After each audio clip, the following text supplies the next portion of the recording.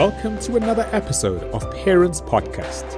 In this episode, we'll be exploring the topic, how can I guide my child towards a purpose-driven life? This podcast is for any adult interested in the faith formation of youth. Whether you're a parent, aunt, uncle, guardian, or mentor, this podcast is for you. Coming up on this episode. One thing for me is for us as parents to unlearn what we've learned. Sure. Right? We need to unlearn certain things. Sure. When we unlearn, we come to that place of understanding that my understanding of someone who's going to be sustainable in a family is waking up every morning and going to work. Sure. Gen Zs in their current space, they don't have to leave the room. Sure. Right? As a parent, you need to have that mind shift that says, I might be working in this building 10 years in succession, but a Gen Z will work in 6 buildings and they've never set foot in them.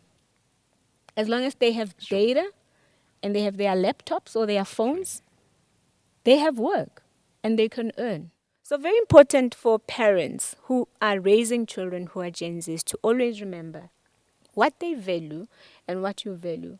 It's different. It's different, right? Yeah. Your child is different from you. Yeah. Find a space where you can separate you and your child.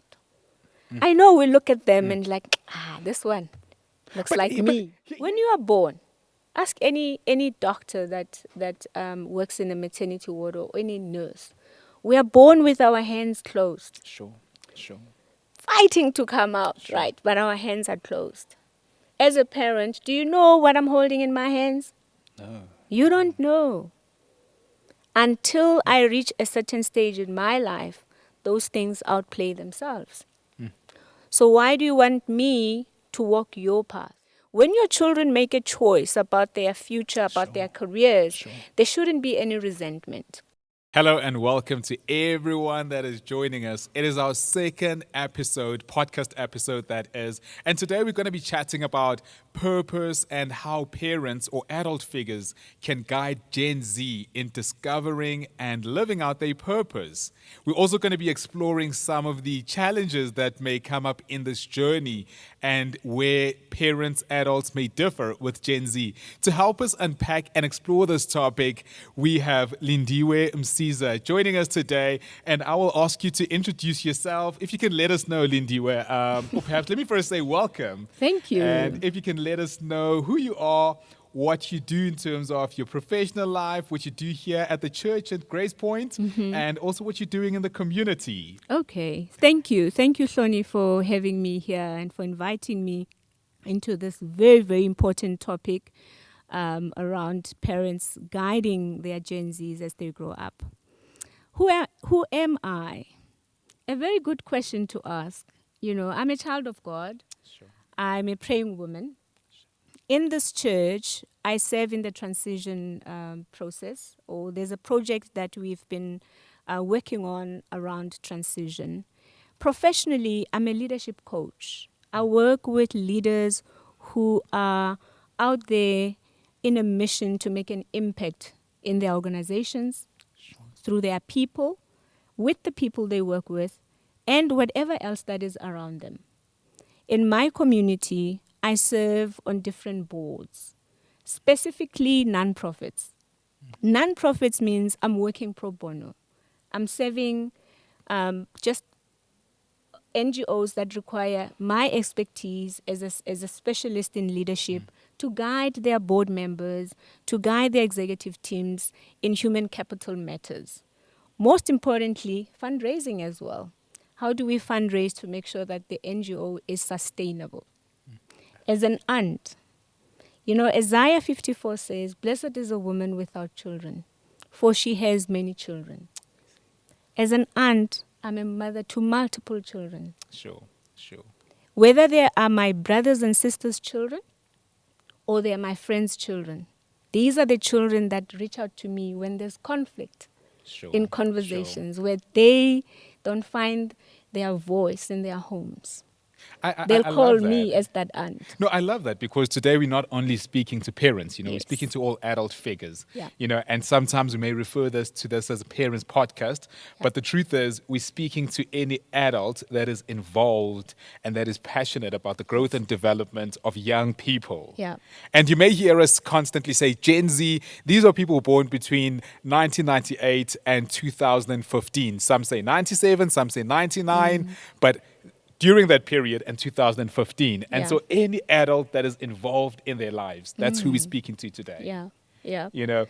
And so perhaps I'll kick us off, So I remember as a young person, when it comes to finding purpose, Yeah.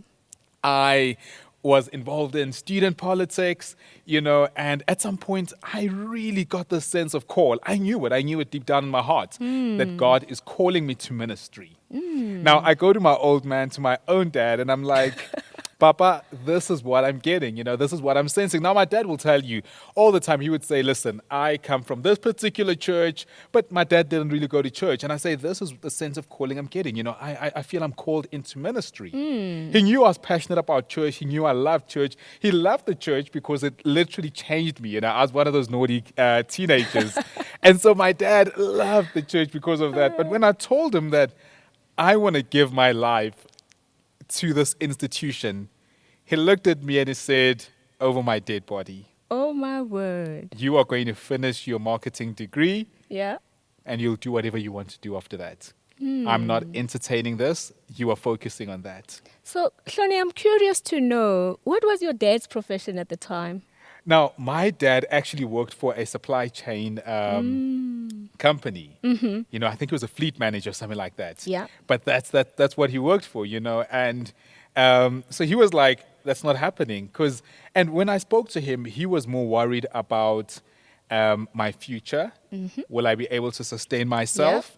And what my dad had seen as a minister was someone who relied on the church. His idea was like, you're going to rely on people's offering. Not happening. This is not why I took you to school. This is not why I invested in you. Yeah. And it came from a good place. And I can imagine a lot of parents Struggle. would find themselves in similar situations, especially with Gen Zs, because they're like, I'm going to go for coding, or I'm going to start my own online company. And parents are like, that's not going to happen. So just starting from there, what is your view? How should parents navigate the space of reconciling their expectations and their kids' ideas of what it means to work or to secure a career? Yeah. One thing for me is for us as parents to unlearn what we've learned, Sure. right? We need to unlearn certain things. Sure. When we unlearn, we come to that place of understanding that my understanding of someone who's going to be sustainable in a family is waking up every morning and going to work. Sure. Gen Zs in their current space, they don't have to leave the room, Sure. right? As a parent, you need to have that mind shift that says, I might be working in this building 10 years in succession, but a Gen Z will work in 6 buildings and they've never set foot in them. As long as they have data and they have their laptops or their phones, they have work and they can earn. So now you're saying, we often call our parents' generation of people the golden watch generation. Yes. Now you are asking golden watch generation, people who have worked in firms. I know my dad, for instance, he got his golden watch. Yeah. He's worked for the same company and he retired. Yeah. At the same place. He was a faithful employee, made it up the ladder. Yeah.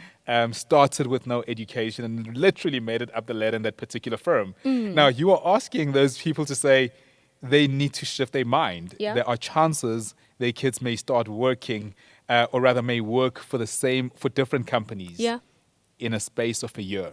And not even wait until they're 18 or 19 to be employed. There's a child that's trending, City Cupcakes. Sure. She's working online, right? She's generating content and talking about the things that bother children. She's on Facebook, she's on Instagram. Recently, someone has noticed this child's content and the way that she speaks about different topics that impact her as a child, like bullying at school, mother-to-daughter love, the love of a mother, a grandmother, and a child. When she builds her content, it's just, just a conversation between her and her mom. And I think when it started, it was her mom thinking, this child is so full of wisdom, and yet she's not even 5. Let me record her and share this with the world. She's got 1 million followers now, right? Sure. On different platforms. She's got followers that could amount to that 1 million. So she's already earning online. And recently she's launched a hair care product and a skincare product for children. Amazing. She hasn't been to any building that says you're working here, you're employed here. She doesn't have that contract of work. All she has is the wisdom that sits in her mind and her mother's cell phone. That is the tool they use for her trade, right? There's another girl, her name has just, went in and left my mind quickly. She also works with her dad. And she likes singing the song, Ujesu Yaz, Wena Jehovah Yaz. Oh, yes, I've seen that. You I've know seen that that. girl, Yes, right? yes. She's also earning online. Is she 10 years old? No. Yeah. Is she employed at Microsoft or at IBM? No. But she's already earning and making money. Sure. And her family is sustainable. Right? But I suppose the fear of most parents is, is this sustainable, And I suppose once you've ticked the financial box, they become okay with it. Yeah. But now let's move away from the financial box. Let's say, for instance, so you've got, one thing we find is that Gen Zs tend to be very passionate about political, about social issues, about climate issues, all of that stuff that is meaningful, They are very passionate about this, They're like young Greta. There's like a whole lot of Greta Thunbergs all over our world, So what happens in that space? I remember, for instance, chatting to a friend who wanted to go work at Doctors Without Borders. And her parents were like, no, that is not safe. There is no doubt that she would have made money. Yeah. But parents are also concerned about one's holistic safety, physical safety. Yeah. Is that a good space to be working in? What can we say to parents like that? Because Well, it comes from a genuine place. I know it. There's authenticity in parents wanting their children to be sustainable in their careers, for parents to want their children's career to take off, but then for them to also maintain that, standard of living. But we also need to take to heart, as parents, not to live our careers through our children. Sure.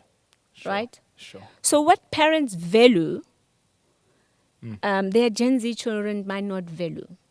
For instance, the baby boomers and the Gen X valued, sustainability, consistency, like you said, the golden watch. And the Gen Zs, on the other hand, are saying, if I'm going to work in your organization, are you going to allow me space to learn?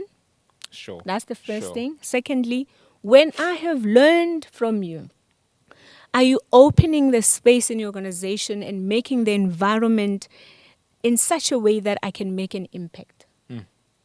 So it's about Sure. learning and making an impact while I'm in your organization. Go and speak to a baby boomer and a Gen X. That was not the issue for them.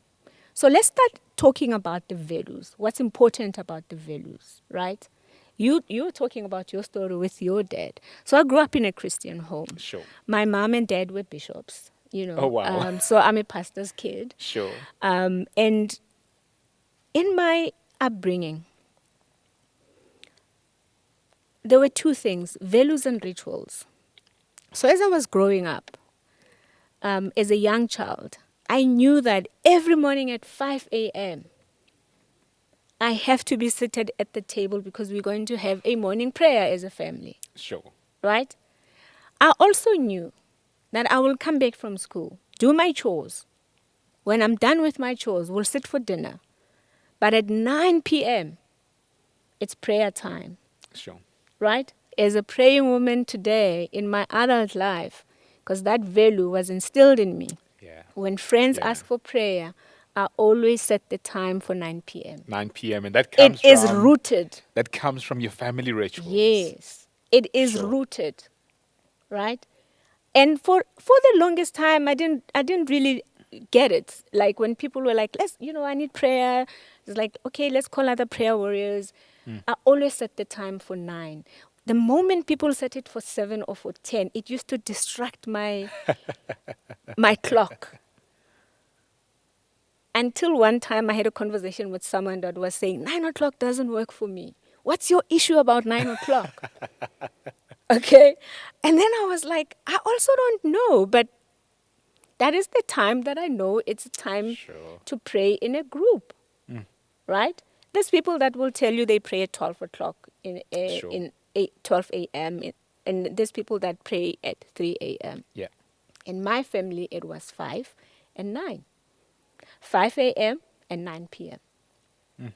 And that's what my mind has been wired to. So very important for parents who are raising children who are Gen Zs to always remember what they value and what you value It's different. it's different, right? Yeah. Your child is different from you. Yeah. Find a Yeah. space where you can separate you and your child.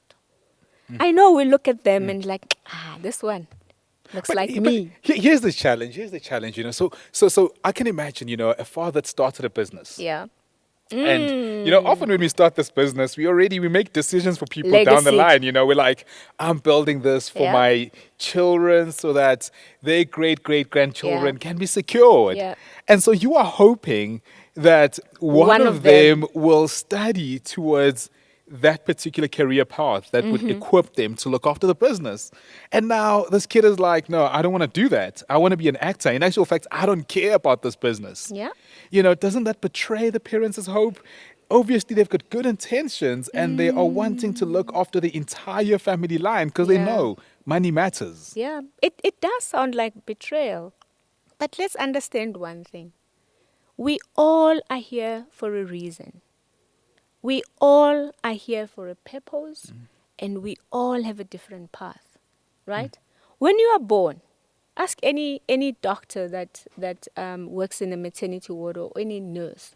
We are born with our hands closed, Sure. fighting to come out, right? But our hands are closed. As a parent, do you know what I'm holding in my hands? No. You don't know. Until I reach a certain stage in my life, those things outplay themselves. So why do you want me to walk your path? Because that's your path. Sure. You know, personally, I've also struggled with that, right? Sure. Because for the longest time, I would hear people saying, you could make a good preacher like your mom. Sure. You could make a good prophet like your mom. That was their experience with my mother. That was their experience with my father. And I kept on questioning, why do they want it for me? And then I started having conversations with God. And I was like, God, my mom and dad lived in their time. My dad was born in 1919. Sure. Right? He lived in his time. I'm born now, in this time, in this age. Right? Why am I pushed towards their path? It was in that struggle, in that conversation with God, where every time a thought came was, your journey is on the pulpit. Yes, I am on the pulpit. Look at me now. I am on the pulpit. Sure. But it's in my own terms. I like that. I like It's that because in my you know what? own The first thing terms. I'll make you laugh. The first thing that came into mind when you said, "People say, why are you not a prophet like your mother?" I've had 1 or 2 conversations with you where you've actually spoken prophetically, but you would have not known it. It actually came, and I'm sure. Am I the first person to say that? No. When you've actually spoken prophetically, but Yeah. and I love the fact that you're saying it's in your own terms. Yeah. For me, that's where the gold Yeah. is. So I'm not resenting anyone in my path. That's the thing here. That's the underlying issue, is that when your children make a choice about their future, about their careers, there shouldn't be any resentment.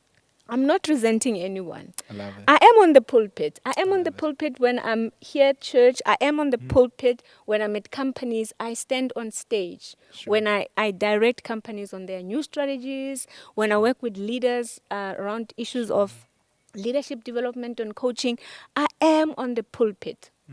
The difference between my father's pulpit and my pulpit is my father's pulpit was for one denomination, the church that he belonged to.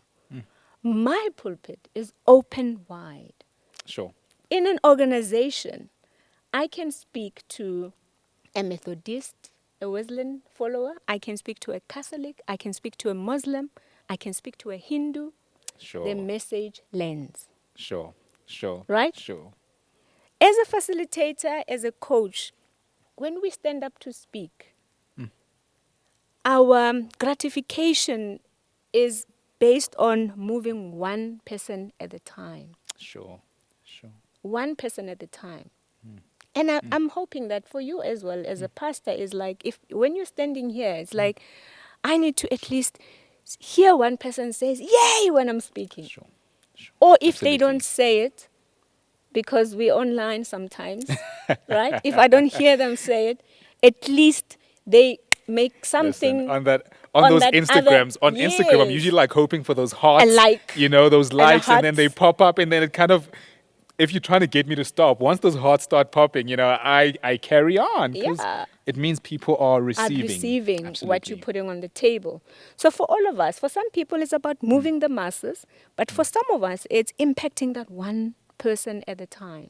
Sure. Because when one person has received the message and it has landed, here's the thing, collaboration happens, and it's the power of Sure, God, right? sure. Collaboration happens because once they've received it, they want to go and share it with someone, right?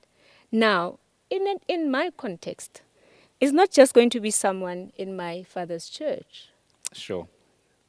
only, People. right? So people will go and share with their neighbors. They will go and share the message with their community leader. They will go and share the message with their children at home. Today there was this coach at work that spoke to us about impact, or that spoke to us about purpose, and this is what they said. That's where collaboration happens. And I'm saying collaboration happens in that space because John C. Maxwell says collaboration is multiplication. Absolutely. Come on now. Yeah. Collaboration is multiplication. Sure. So when that message has multiplied, I have reached so many people. I have made a bigger impact without me realizing. And you know what? In most instances, even when I don't know, I am good with that because I know the Spirit of God works. Sure. Love it. I love it. Hey, it's so basically what you're saying is there is a sense in which you still continue with your dad's legacy, but in your own terms. That's it. And even No if resentment. parents want to build up companies, Yeah. they need to be open to the idea of their kids continuing that legacy in their own terms. Meaning, I might just sell my dad's company and invest in something else Yeah. that will secure our family. Yeah. I love it. No, I love it. Now, I want to speak about, I want to pick your brain around the pressure that parents sometimes place, adult figures sometimes place Yeah. on Gen Zs, Yeah. just around purpose and around finding themselves. I speak to a lot of these kids, and the pressure that schools are placing on them. Yeah. The pressure they're getting from their parents, Yeah. the pressure they're getting from their mentors at times, and even at times it's like it's well intended, but Yeah. like there's some hectic pressure, and even from the church, there's like pressure to have to go into a particular line of work, pressure to have their ducks in a row, pressure to know how to clearly articulate what their purpose and what their plan for the future is. Yeah. And some of them are like, yo, I'm in different spaces. Some of them are saying, look, I'm an artist. I'm not sure what that will look like in the future, and unfortunately that sometimes results in anxiety. Yeah.